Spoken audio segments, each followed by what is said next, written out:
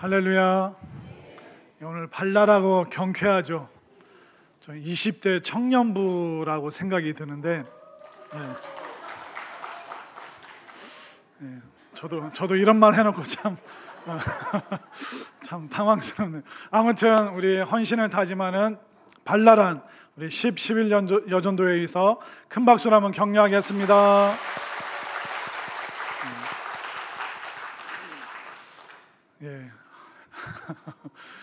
또 이따가 특송이 있는데 특송 시간도 또 기대하도록 하겠습니다.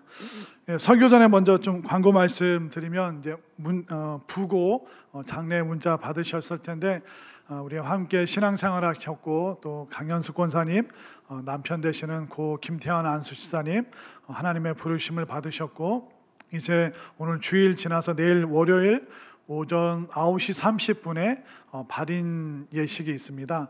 교회에서는 오전 9시에 출발하는데 또 위로하길 원하시고 또 격려하길 원하시는 분들은 내일 월요일 오전 9시에 교회에 오시면 우리 함께 참여하고 또 예배하고 위로하는 시간 갖도록 하겠습니다. 광고는 이상입니다. 자, 오늘 본문의 제목이 하나님께 속한 자의 삶이라는 그 제목입니다. 자, 우리는 다 어딘가에 소속이 되어 있습니다. 자, 여러분들의 국적은 어디에 소속이 되어 있죠? 대한민국에 소속이 되어 있죠. 또 여러분들은 어느 도시의 시민이십니까?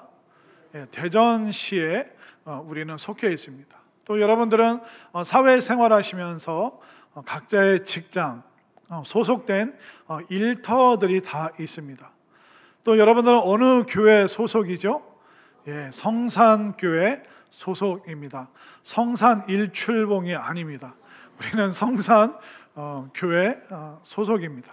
또 여러분들의 가정과 또 가문에 소속이 되어 있죠. 이처럼 우리가 원하든 원치 않든 내가 선택하지 않았어도 어딘가에는 우리가 다 소속이 되어 있습니다.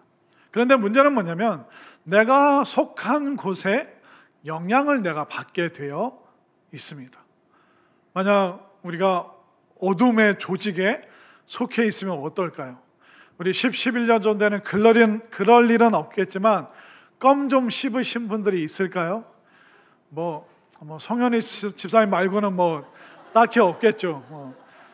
성현이 집사님은 어디 우두머리를 해도 잘하실 것 같은데,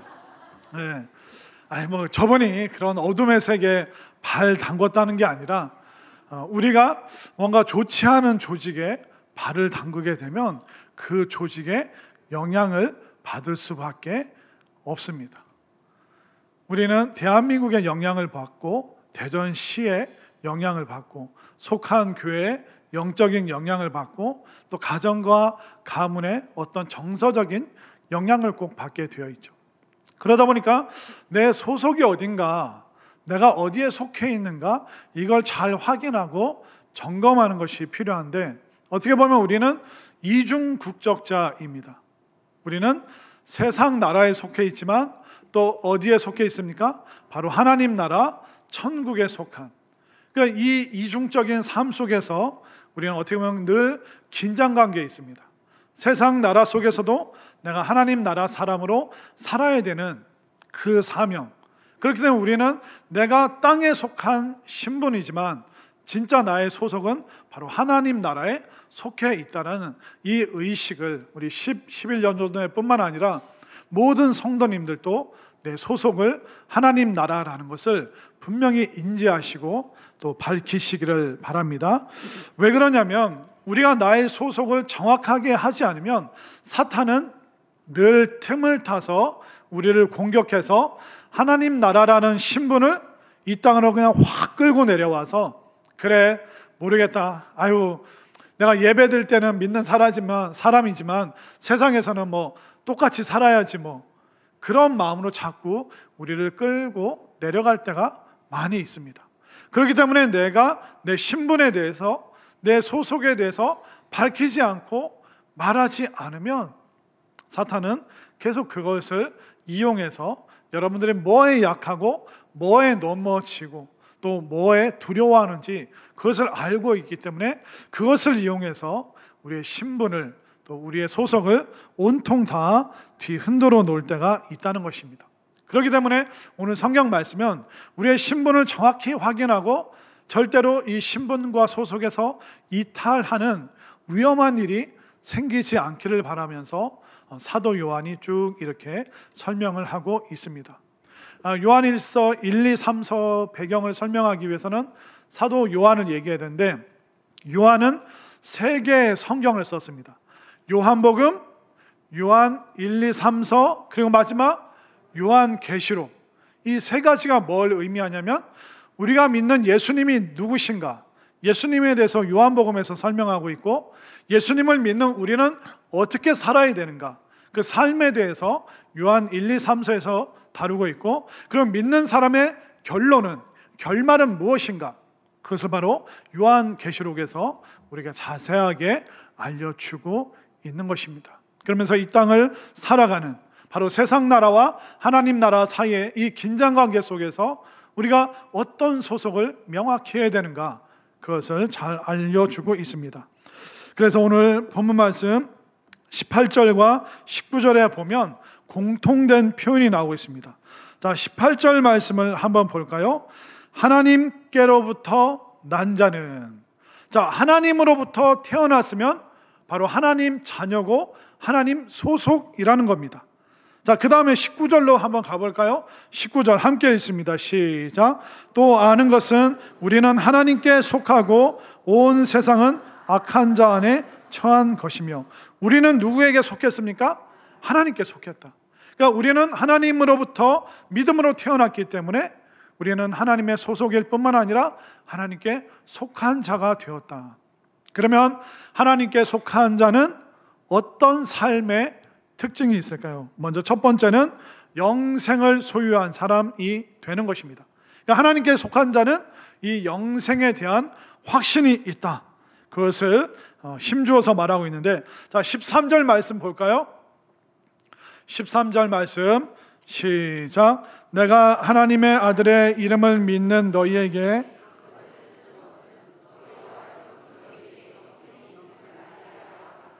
자, 여러분 안에 뭐가 있다고요?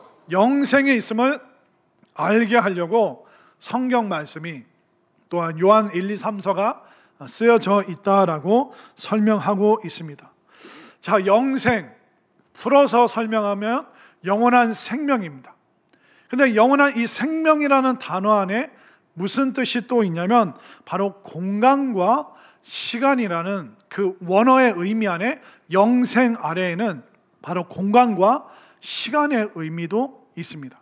그렇기 때문에 하나님 나라 안에서 우리가 누리게 될 그 영생은 뭐냐면, 영원한 생명은 그 생명 가지고 그 공간에서 그 시간을 누리는 삶을 영생이라고 하는 것입니다. 우리가 이 땅에서 주어진 삶이 얼마일까요? 아마 80년, 90년, 또 좀 더 오래 사신다면 100년 정도 되겠죠. 근데 이 땅에서의 모든 시간과 공간은 유한합니다. 우리는 그 100세 시대, 그리고 우리가 살 수 있는 공간은 제한적이죠. 이 나라 또 뭐 집 이걸 떠나서 살 수가 없습니다. 그리고 우리의 이 땅에서의 육체의 생명은 어떤 한계가 있습니다.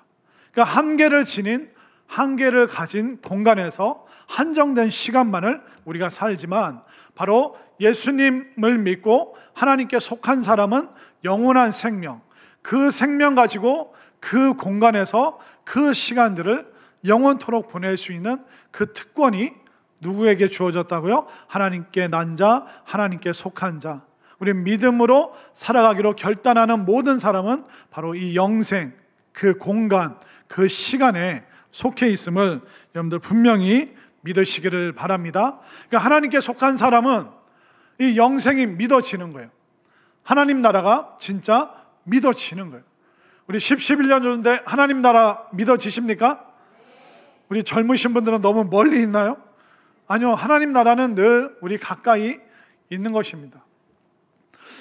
가끔 이렇게 간증하시는 분들 중에 임사체험, 그러니까 임시로 잠깐 죽었다가 다시 생명을 생명으로 복귀하신 분들이 있죠.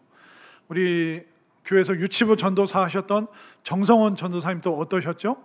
그 심장이 원래 안 좋으셨는데 그 CCC 간사분들이랑 어디 청주로 답사를 가다가 톨게이트 빠져나가자마자 탁 이제 심장이 멈춰서 기절을 하신 거죠. 그러니까 이제 막 심폐소생술 하다가 또 급하게 그 저쪽 터미널 쪽에 있는 그 한국병원인가요?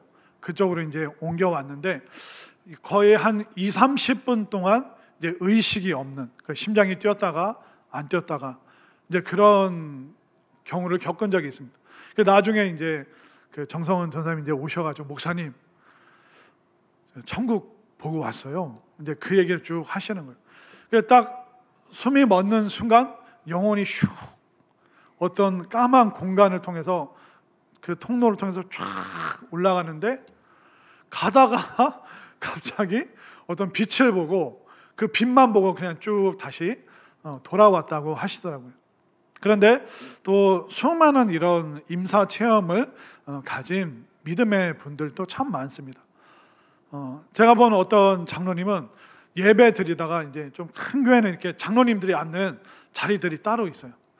딱 그 자리인데 우리 11년 전에 앉는 그 자리인데 어떤 거의 은퇴 가까운 70 가까운 장로님이 예배 드리다가 예배 중간에 툭 쓰러지신 거예요. 심장이 이제 멈춘 거죠. 근데 이분이 나중에 이제 회복되고 이제 깨어나서 이제 하시는 말씀이 뭐냐면 천국 가서 예수님께 혼나다 왔다는 거예요.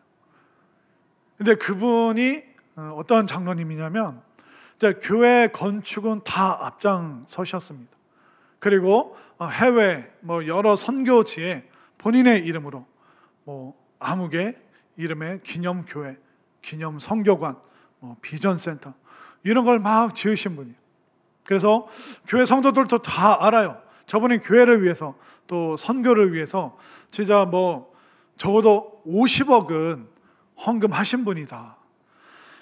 여러분들한테는 50억이 큰 돈도 아니고 그냥 용돈 수준이신지 모르겠지만 한 사람이 평생 사업을 하면서 50억 정도의 헌금, 그냥 11조나 그런 거 제외하고 감사헌금 제외하고 건축과 또 세우는 그런 굵직굵직한 눈에 보이는 그런 헌금을 50억 이상 하신, 그래서 본인에게도 그 장로님께도 어떤 당당한 자부심이었고 교회에서도 그런 부분을 굉장히 우러러보고 부러워하고 존경받았던. 근데 그분이 탁 예배 드리다가 심장마비로 이제 쓰러지신 거예요.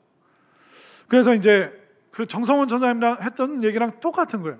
그러니까 어두운 공간을 통과해서 밝은 빛으로 쭉 나갔는데 주님께서 맞이하시더래요. 그럼 저는 그 장로님이 이제 뭐라고 얘기하시냐면 그 천국에 딱 갔을 때 주님이 수고했다, 고생했다, 교회를 위해서 그렇게 헌신하고 너무너무 고맙다라고 주님이 반겨주실 줄 알았는데 주님이 굉장히 슬픈 얼굴로 아무개야 네가 잘 왔다. 근데 내가 참 너한테 서운한 게 너무 많다.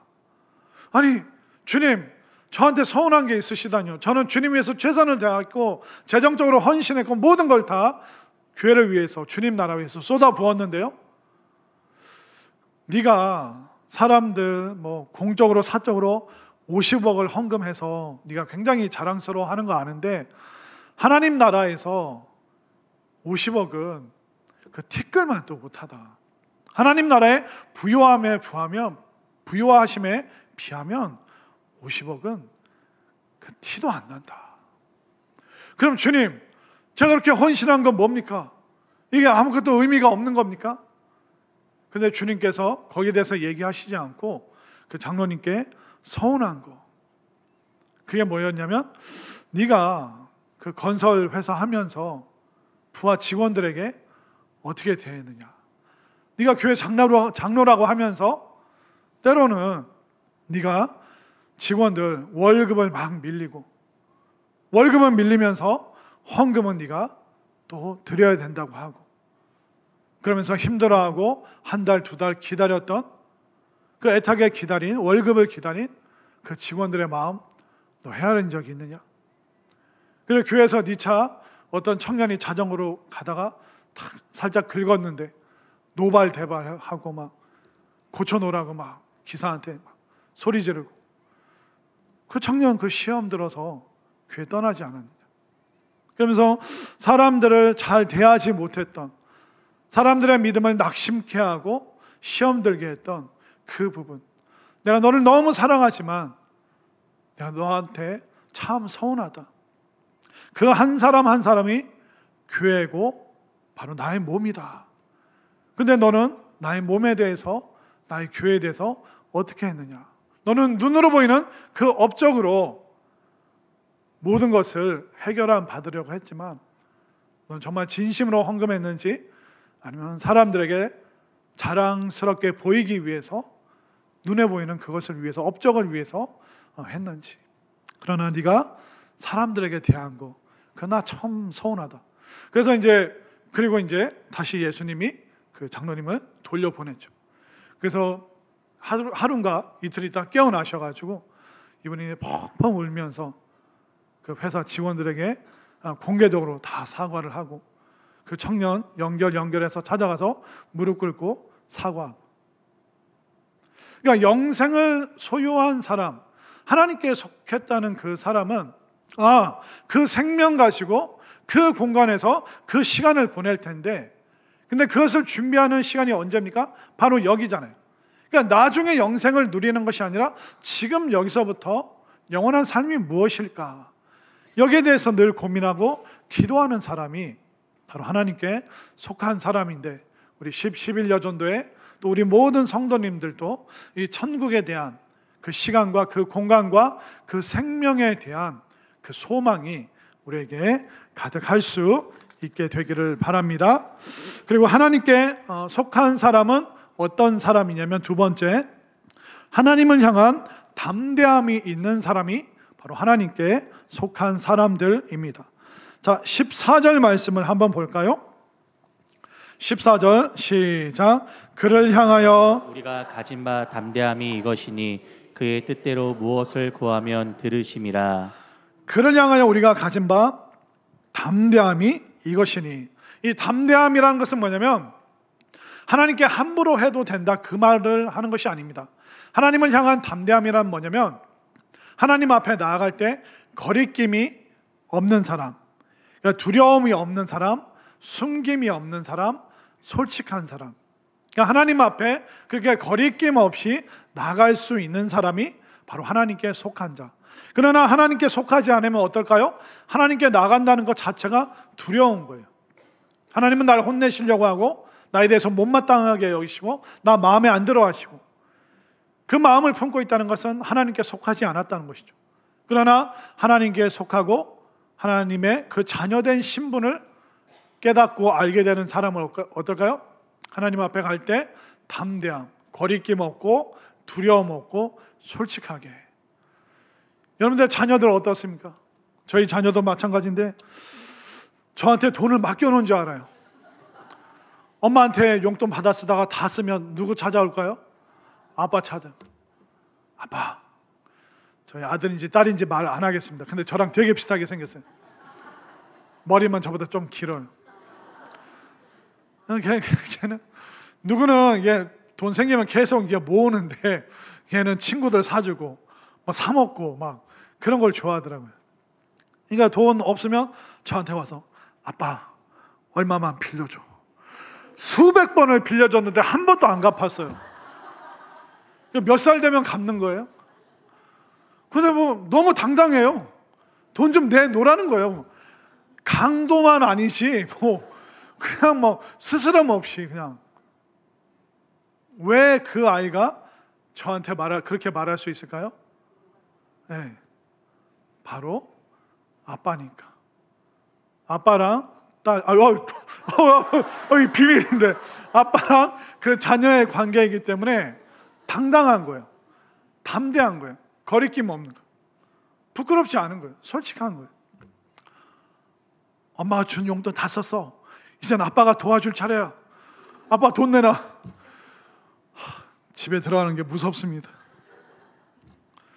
그런데 하나님께 속한 사람, 하나님의 아들과 딸의 신분을 가진 사람은 하나님 앞에 나갈 때 거리낌이 없다는 거예요. 근데 무엇으로 거리낌 없이 나아가느냐?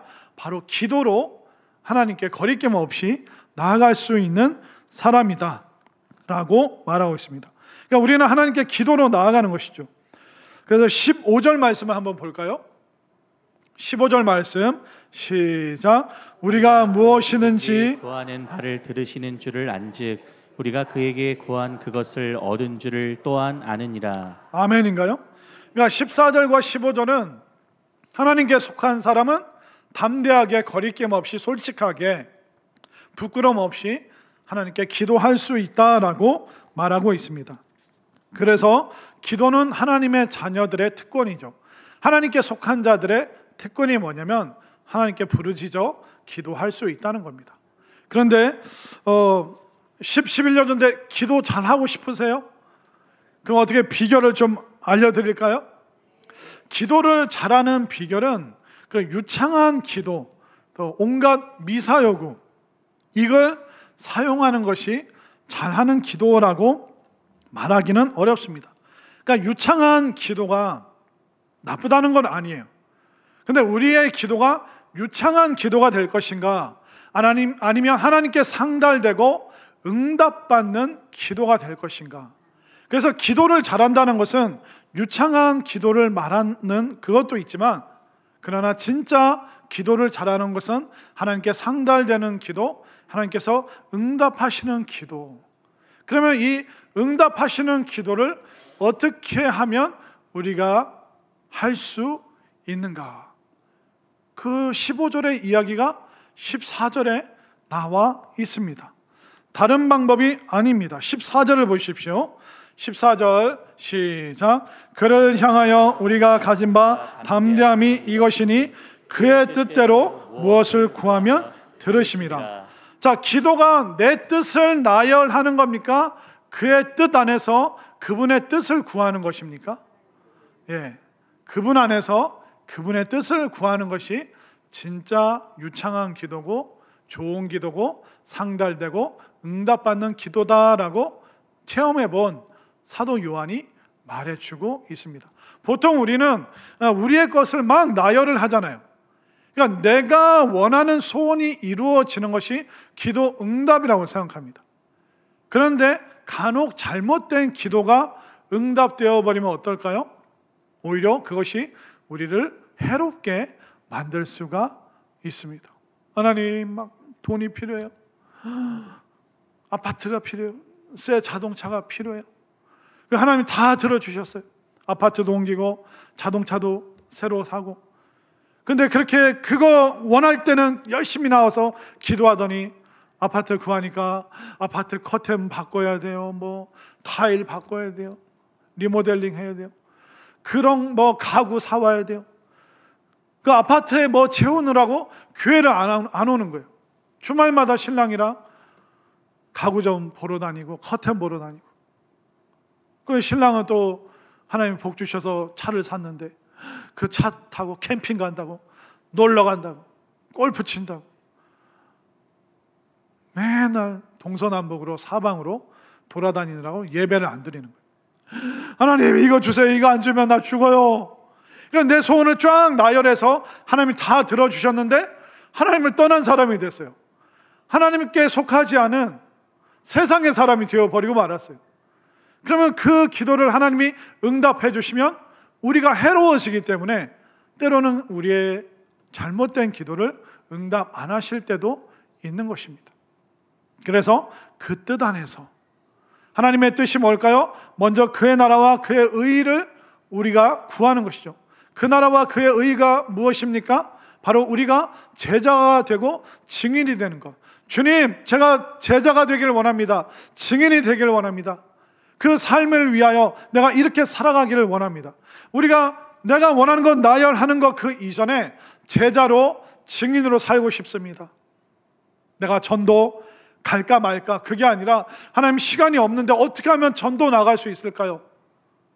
그 기도를 하다 보면 하나님의 뜻을 알게 되고 하나님의 일하심을 알게 되고, 그러다 보면 자잘한 거 기도하지 않아도 그 나라와 그 의, 제자됨과 증인됨을 위해서 막 기도하다 보면 먹을 것 입을 것을 채우시는 그 하나님의 축복을 여러분들 받을 수 있다는 것을 꼭 믿으시길 바랍니다. 그 여러분들의 기도의 차원이 나열하는 것, 여기서 제자와 증인되기를 원합니다. 이 고백을 하는 그 높은 차원으로 여러분들 올라갈 수 있게 되기를 바랍니다. 그러니까 이 간격이 여러분들에게 느껴지지 않으면 계속 여러분들은 나열하다가 지쳐버리는 거예요. 분명히 하나님이 그분에게 들어주시면 그분이 타락하고 추락하고 더 안 좋아질 걸 아시기 때문에 하나님이 응답 안 하시는데 계속 우리는 어린애처럼 떼를 씁니다. 그러면서 하나님이 나 안 사랑하신다고 자꾸 말을 합니다. 여러분들이 이 높은 차원에 응답받고 상달되는 이 기도의 차원으로 그분의 뜻 안에서 구할 수 있는 제자와 증인, 하나님께 속한 사람이 될 수 있기를 바랍니다. 그리고 하나님께 속한 사람은 어떨까요? 사망에 이르지 아니한다라고 말하고 있습니다.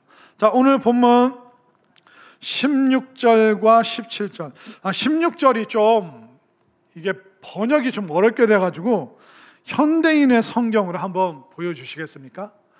자, 16절 우리 현대인의 성경으로 읽겠습니다. 시작. 형제가 죄를 짓는 것을 보게 될 때 그것이 죽을 죄가 아니라면 하나님께 용서를 구하십시오.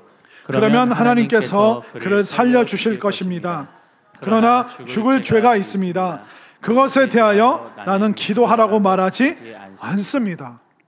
사도 요한이 죄에 대해서 두 가지라고 말하고 있습니다. 죽지 아니할 죄, 죽을 죄에 대해서 말하고 있습니다. 사망에 이르지 아니하는 죄는 뭘까요? 우리가 연약해서 짓는 죄, 실수로 짓는 죄, 또 아직 하나님 몰라서 짓는 그런 죄들이 있죠. 가끔 교회에서 술이나 담배에 대해서 이제 경계의 말씀을 드리죠. 그런데 어떻게 보면 또 술 마시는 분, 담배 피는 분들이 교회를 안 와야 됩니까? 와야 됩니까? 그분들이 더 와야죠. 그래서 교회에서 술이나 담배 경계 말씀 드리는 것은 오랜 시간 신앙생활을 했는데도 아직 믿음의 진일보를 못 이루신 분들을 위해서 하는 말씀이고, 그런데 아직 하나님 모르는 사람들은 그런 삶의 패턴이, 습관이 그거잖아요. 저는 술 끊고 가겠습니다. 담배 끊고 가겠습니다. 어느 세월에 그걸 끊습니까? 와서 은혜 받고 성령 받아야 그게 하루아침에 다 끝나는 거죠. 그렇기 때문에 우리는 그 사망에 이르지 아니하는 죄, 하나님을 몰라서 그리고 아직 연약한 중에 범하는 죄라면 그가 교회 와서 주님 만나서 그거 끊고 새 사람 될 수 있도록 그걸 위해서 간구하라는 겁니다. 그러나 현대인의 성경 다시 한번 보여주세요. 현대인의 성경 끝부분에 보면 뭐라고 합니까? 그러나 죽을 죄가 있습니다. 그것에 대하여 나는 기도하라고 말하지는 않겠습니다. 그 말입니다. 사망에 이르는 죄가 뭘까요? 하나님의 뜻을 의도적으로 거부하는 사람, 인간의 영혼을 망가뜨리려고 하는 악한 마음을 품는 사람. 그러니까 약한 사람과 악한 사람은 달라요.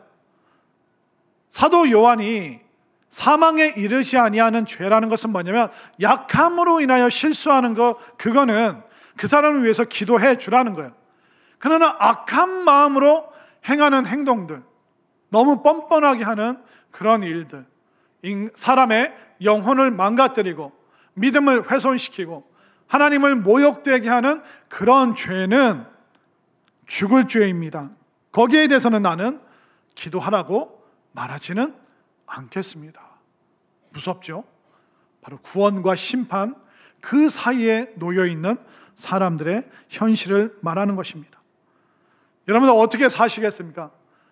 사망에 이르는, 구원받지 못할 그 죄 가운데 머물 것인지, 아니면 우리가 하나님께 속한 자가 되어서 육신의 연약함으로 인하여 실수하지만 사함받을 수 있는 그런 사람이 될 것인지. 그렇기 때문에 최소한 우리는 어떻게 보면 멸망당하지 않을 사람이잖아요. 아멘인가요? 멸망당하지는 않을 거예요. 그런데 그 수준으로 살기에는 좀 너무 이상하지 않습니까? 그러니까 악한 사람은 아닌데 무기력한 사람일 수도 있는 거죠. 그러니까 심각한 죄는 안 짓는데 계속 반복적인 죄를 지을 수도 있죠. 그러니까 멸망당하지는 않지만 구원은 받겠지만 무기력한 그 삶은 너무나도 안타까운 것입니다. 예를 들어 한번 설명을 하면 식물인간 5년, 10년 그냥 계속 그냥 중환자실에서 미동도 없이 반응도 못하고 그냥 허공만 바라보고 있고 목숨은 붙어 있잖아요. 그러나 그것이 살아있다라고 말할 수 있겠습니까? 생명력이 있다라고 말할 수 있겠습니까? 사도 요한이 말하는 게 뭐냐면 우리가 하나님께 속한 자가 되어서 힘있게 생명력 있게 살아야 되는데 자꾸 이 죄, 하나님께 속하지 않고 이탈하려고 하면 물론 멸망하는 것까지는 안 가겠지만 무기력하게 전도도 못하고 어웨이크도 안 가고 선교도 참여를 못 해보고 믿음의 간증도 고백도 못 해보고 과연 그 사람이 신앙의 생명이 있다라고 말할 수 있겠는가? 그렇게 우리에게 외치고 있는 것입니다. 우리 10, 11여 전도에 누구보다 생명력 넘치는 믿음의 사람들이 될 수 있기를 바랍니다. 마지막으로 하나님께 속한 사람은 어떤 사람일까요? 우상에게서 멀어지는 사람들입니다. 자, 19절 말씀, 19절 말씀 한번 읽겠습니다. 시작. 또 아는 것은 우리는 하나님께 속하고 온 세상은 악한 자 안에 처한 것이며, 세상은 악한 자, 어둠의 세력, 마귀의 세력 그 아래 두려워서 벌벌 떨고 있다는 것입니다. 그래서 20절, 21절 우리 두 절의 말씀 한 목소리로 읽겠습니다. 시작. 또 아는 것은 하나님의 아들이 이르러 우리에게 지각을 주사 우리로 참된 자를 알게 하신 것과 또한 우리가 참된 자 곧 그의 아들 예수 그리스도 안에 있는 것이니 그는 참 하나님이시요 영생이시라. 자녀들아 너희 자신을 지켜 우상에게서 멀리하라. 그러니까 하나님을 알고 하나님께 속하고 바로 예수님이 하나님의 아들이심을 믿는 자들이여 우상으로부터 멀어져라. 우상으로부터 도망쳐라. 빨리 도망 나와라. 그 말을 하고 있습니다.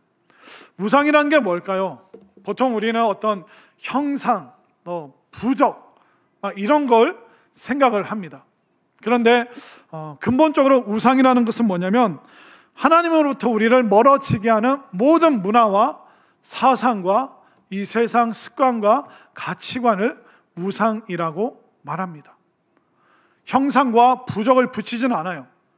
그런데 이 귀한 하나님께서 선물로 주신 자녀가 나에게 우상이 될 수도 있어요. 쩔쩔맵니다. 얘 잘 되는 게 하나님께 영광 되는 겁니다. 또 그러면서 내 것만 나열을 하는 거예요. 그리고 나 잘 먹고 잘 사는 거, 나의 안락함, 나의 편안함. 그러면서 한 번도 누군가를 도와주고 작은 교회와 선교지를 위해서 헌신도 못하고 늘 내 거 나만 그런 사람은 자기 안락함이라는 우상에 빠져 있는 것이죠. 그렇기 때문에 이 우상은 굉장히 교묘합니다. 여러분들이 가장 연약한 부분, 여러분들이 가장 힘들어하는 부분, 그걸로 여러분들에게 두려움을 확 줍니다. 때로는 경제적인 두려움을 주죠. 큰일 날 것 같아요. 난리 날 것 같아요. 죽을 것 같아요. 기도도 못합니다. 악소리도 못 냅니다.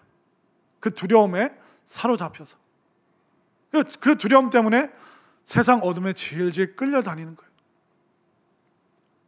자꾸 예배 못 드리고 기도하러도 못 오고 세대배 모임도 안 한다고 하고 계속 뭔가로부터 그 두려움에 이끌려서 교회로부터 멀어지고 하나님께 소속됐던 사람이 자꾸 이탈하려고 하고, 그런 위험들이 우리들에게 있기 때문에 사도 요한은 힘있게 하나님께 속한 자는 우상으로부터 멀어져야 된다. 그래서 내 자녀들이, 내 인생의 안락함이 우상이 안 되기 위해서 어떻게 해야 돼요? 그분의 뜻 안에서 나는 하나님께 속한 자고, 우리 가족들 또 모든 사람들 하나님께 속한 자가 되어야 된다.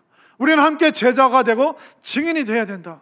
이렇게 고백할 때 우리는 다른 차원의 기도를 할 수 있고, 다른 차원의 그 기도의 제목들을 쫙 하나님 앞에 나열할 수 있을 줄 믿으시기를 바랍니다.